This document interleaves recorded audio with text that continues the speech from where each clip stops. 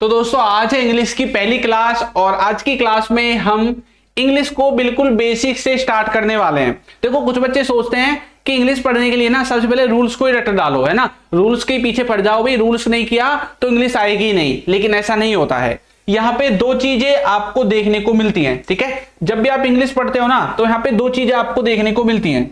English में देखो आप पढ़ किसके लिए रहे हो, इंग्लिश सेंटेंसेस बनाने के लिए, है ना। तो इंग्लिश में सेंटेंसेस जो आप बनाते हैं, इंग्लिश में सेंटेंसेस जो आप बनाते हैं ना, उनको दो तरह से बनाया जाता है। दो तरह की इंग्लिश होती है। एक तो वो होती है जिनको बनाने के लिए हमें रूल्स की जरूरत है, ग्रामर की जरूरत है, ठीक है। एक वो होती है जिनको बनाने के लिए हमें रूल्स की जरूरत नहीं है, जिनको डायरेक्ट हमें रटना पड़ता है। कुछ ऐसे सेंटेंसेस हैं जिनको डायरेक्ट रटना ही पड़ेगा, ठीक है, उनके लिए किसी फॉर्मूले का इंतजार नहीं करना है। कुछ ऐसी चीजें हैं जिनके लिए हमें ग्रामर की जरूरत है, रूल्स की जरूरत है, तभी बनेंगे, वरना आपको बहुत दिक्कत हो जाएगी, क्योंकि वो एक जैसे ही होते हैं। और एक रूल याद कर लिया तो सबके सब अपने आप बन जाएंगे, ठीक है। तो यहाँ पे कौन सी चीज रटनी चाहिए, कौन सी चीज हमें पढ़नी चाहिए, ये चीज मैं आपको बताता हूं। सबसे पहले मैं आपको ये बताने की कोशिश करता हूं कि इंग्लिश ग्रामर जो है उसको हम जो है कैसे पढ़ना स्टार्ट करते हैं, बनी कैसे है, सेंटेंसेस कैसे बनते हैं, कहां से शुरुआत होती है। देखो कैसे सेंटेंसेस बनते हैं, ये देखो। आपने एबीसीडी पढ़ी है बचपन में या नहीं पढ़ी? एबीसीडी पढ़ी होंगी, लेटर्स अल्फाबेट्स बोलते हैं ना। कहां तक जाते हैं? ये जाते हैं आपके जेड तक, ठीक है। कहां तक? जेड तक, एक्स वाई जेड, लास्ट में जेड आता है।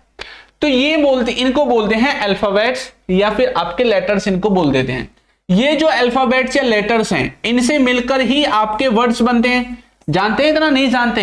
वर्ड्स को क्या बोलते हैं? शब्द। यानी कि आप वर्ड्स को हिंदी में बोलते हैं शब्द। तो वर्ड्स कैसे बन गए भाई? देखो मैंने एक सेंटेंस, मैंने एक वर्ड लिखा, मतलब यहां से एक लेटर लिया जेड, फिर मैंने लिया जेड, फिर मैंने बोला डब्ल्यू, फिर मैंने बोला जेड, फिर एक्स, फिर वाई, फिर जेड, फिर ए। ये मैंने कुछ लेटर्स लिए और इनका मिला करके एक मैंने बना दिया वर्ड। क्या हम इसको वर्ड बोलेंगे? बताओ क्या वर्ड बोलेंगे इसको? बच्चे बोलेंगे सर बोलेंगे वर्ड, हमने देखो बनाया तो है। भाई इसको वर्ड नहीं बोलेंगे। वर्ड सिर्फ उसी को बोलेंगे जिसका कोई मीनिंग निकलता है। इस तरह का कोई शब्द ही एग्जिस्ट नहीं करता है, कोई वर्ड ही नहीं है इस तरह का, इसका कोई मीनिंग नहीं है, कोई अर्थ ही नहीं है, सेंसलेस है। तो जिसका कोई सेंस हो, मीनिंग हो, अर्थ हो, उसी को हम वर्ड बोलेंगे, ठीक है। तो मतलब हम इसको वर्ड नहीं बोलेंगे, ये सिर्फ बुद्धि खराब करने के लिए है। तो वर्ड किसको बोलेंगे? जैसे कि मैंने लिखा यहां पे ग्रीन, GREEN। तो यहां पे मैंने 1 2 3 4 5 टोटल मैंने 5 लेटर्स का इस्तेमाल किया और उन लेटर्स को इस तरह से अरेंज किया कि उनका कोई मीनिंग निकल सके। तो ग्रीन का मतलब होता है हरा, हरा, हरियाली, जो भी आप बोलते हैं, ठीक है, ग्रीनरी। उसके बाद मैंने लिखा यहां पे रेड, RED, रेड। इसको, इसमें 3 लेटर्स हैं, इसमें 5 है ना। इसमें कितने हैं? 3, उसमें कितने थे? 5 थे। तो मतलब वर्ड कितने भी लेटर्स से मिलकर बना सकते हैं आप, चाहे 2 हो, 3 हो, 4 हो, 5 हो, 6 हो, 10 हो, 8 हो, कितने भी हो। वो डिपेंड करता है किस तरह का आप वर्ड बना रहे हैं, ठीक है। तो उनका कुछ ना कुछ मीनिंग निकलना चाहिए, जिसको कुछ मीनिंग निकल रहा है उसी को वर्ड बोलेंगे। इसी तरह से आपके बहुत सारे आपको देखने को मिलेंगे, ठीक है। वर्ड कुछ भी हो सकता है, किसी का नाम, किसी जगह का नाम, कोई वस्तु का नाम, या कोई वर्ब, कोई क्रिया, कोई एडजेक्टिव, कोई प्रीपोजिशन, कोई कंजक्शन, कुछ भी हो सकता है। जिसका मीनिंग है वो ही आपका वर्ड हो जाएगा। अब ये तो हो गया। अब वर्ड के बाद क्या बनता है? वर्ड के बाद बनते हैं सेंटेंसेस। सेंटेंसेस को क्या बोलते हैं? देखो सेंटेंसेस को क्या बोलते हैं? इनको बोलते हैं group of words, group of words. और इसको क्या बोलते हैं? वर्ड्स को, इसको बोलते हैं ग्रुप ऑफ लेटर्स, ठीक है, ग्रुप ऑफ लेटर्स। वर्ड को बोलते हैं ग्रुप ऑफ लेटर्स और सेंटेंसेस को बोलते हैं ग्रुप ऑफ वर्ड्स। यानी कि इन वर्ड्स से मिलकर के ही हम सेंटेंस बनाते हैं। अब सेंटेंस भी ऐसा ही है, ऐसा थोड़ी कुछ भी आगे पीछे करके लिख दिया और वो सेंटेंस बन गया, नहीं। अब जैसे मैं ये लिखने लगूं, गोइंग देयर इज राम ए, कुछ भी ऐसे लिखने लगूं तो क्या ये सेंटेंस है? नहीं है, क्योंकि कोई मीनिंग नहीं है। हमने इसके वर्ड्स को तो हमने अरेंज कर दिया, लेकिन उस हिसाब से अरेंज नहीं किया कि कोई मीनिंग निकल सके, कोई अर्थ निकल सके। और जब इनका कोई मीनिंग नहीं निकल रहा, कोई अर्थ नहीं निकल रहा है, तो का फायदा क्या है? फिर ये सेंटेंस नहीं है, फिर ये बकवास है। क्या है? बकवास, खोपड़ी घुमाने वाला। इसका कोई मीनिंग नहीं है। मीनिंग तब निकलेगा जब हम सेंटेंसेस को ऐसे अरेंज करें कि उनका कोई अर्थ निकल सके, उसको सेंटेंस बोलेंगे। अब हम बोल सकते हैं, जैसे मैंने बोला, he has gone there, he has gone there. तो यहां पे देखो ये वर्ड है, एक ये वर्ड है, एक ये वर्ड है, एक ये वर्ड है। मैंने इनको ऐसे सीक्वेंस में अरेंज किया कि भाई इनका एक मीनिंग निकल सकता है, और जब इनका मीनिंग निकल गया तो इसको हमने बोल दिया सेंटेंस।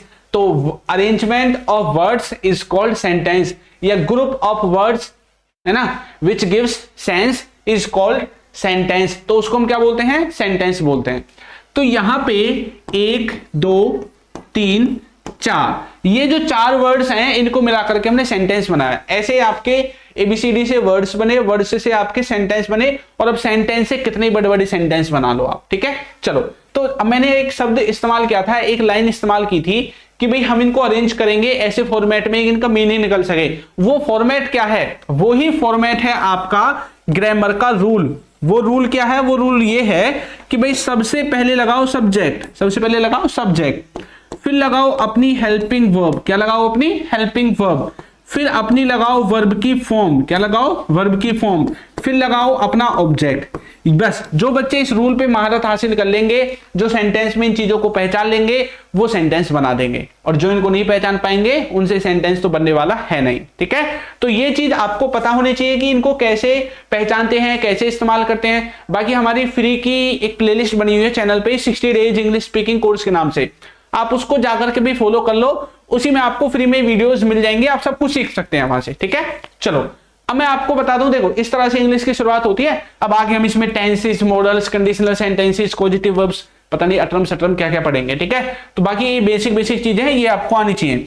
दूसरा पार्ट जो कि आपको रटने वाला है, जो आपको रटना पड़ेगा, ठीक है, वो आपको बताता हूं मैं क्या है।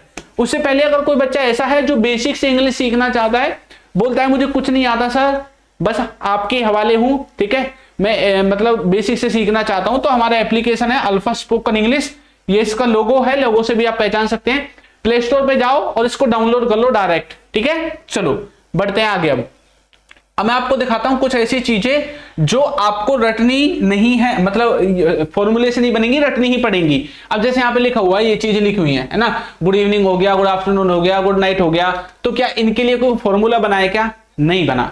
तो ये ऐसी चीजें हैं जो आपको रटनी पड़ेंगी कि भाई सुबह उठेंगे तो गुड मॉर्निंग बोलेंगे, दोपहर को मिलेंगे तो किसी से गुड आफ्टरनून बोलेंगे, शाम को मिलेंगे तो हम गुड इवनिंग बोलेंगे, और शाम को सोने जाएंगे तो हम गुड नाइट बोलेंगे।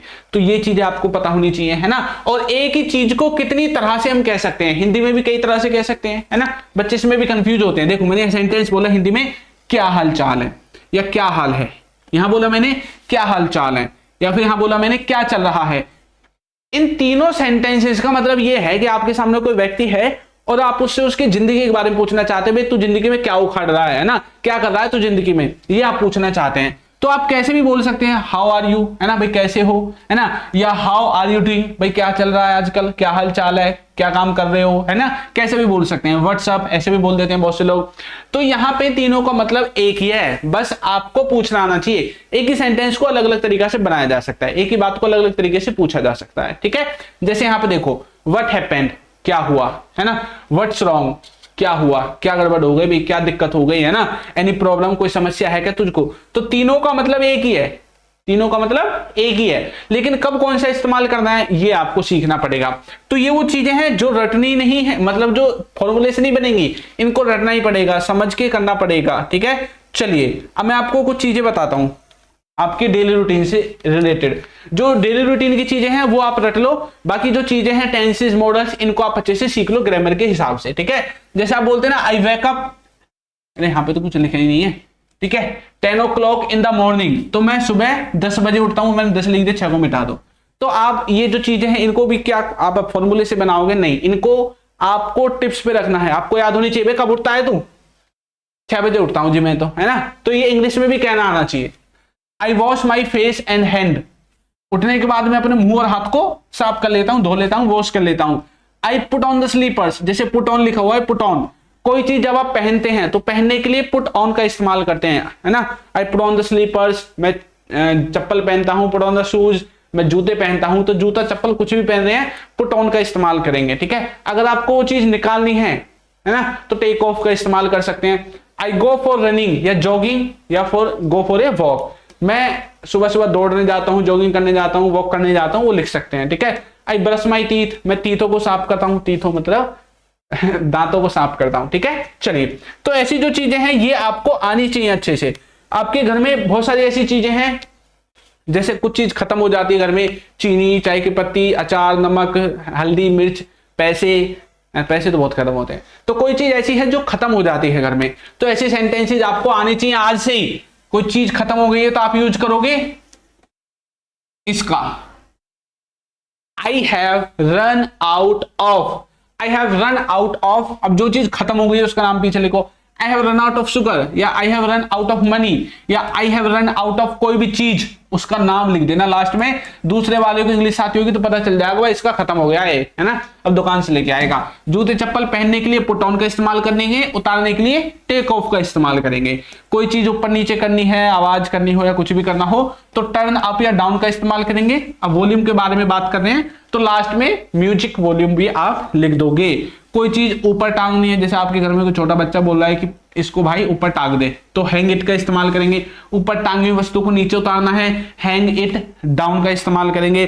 बल्ब को बंद करना है, चालू करना है, कुछ भी ऐसी चीज है जो बंद कर सकते हैं, चालू कर सकते हैं, इलेक्ट्रॉनिक, ठीक है, तो स्विच ऑफ या स्विच ऑन का इस्तेमाल करते हैं आप लाइट के लिए नॉर्मली, ठीक है। तो ऐसी जो छोटी छोटी चीजें हैं भाई इनको भी लिखवाना पड़ेगा। क्या इनके लिए कोई रूल का इंतजार नहीं करना है, ये चीजें आपको आनी चाहिए, ये चीजें आपको बनानी आनी चाहिए, इस्तेमाल करनी आनी चाहिए एकदम टकाटक, ठीक है। चलिए आगे देखो, कोई चीज है आपके घर में फ्रीज वगैरह में रखी हुई है, ठीक है। आप बोल रहे हैं भाई ये फ्रीज में से पानी की बोतल निकालना, या फ्रीज में से ये पनीर निकालना, फ्रीज में से आम निकाल के देना मुझे, फ्रीज में से तरबूज निकाल के देना। तो आप चीज कोई बाहर निकलवाते हैं जब किसी चीज में से, फ्रीज में से, संदूक में से, किसी भी चीज में से, या फिर वापस रखवाते हैं, तो उसके छोटे छोटे सेंटेंसेज।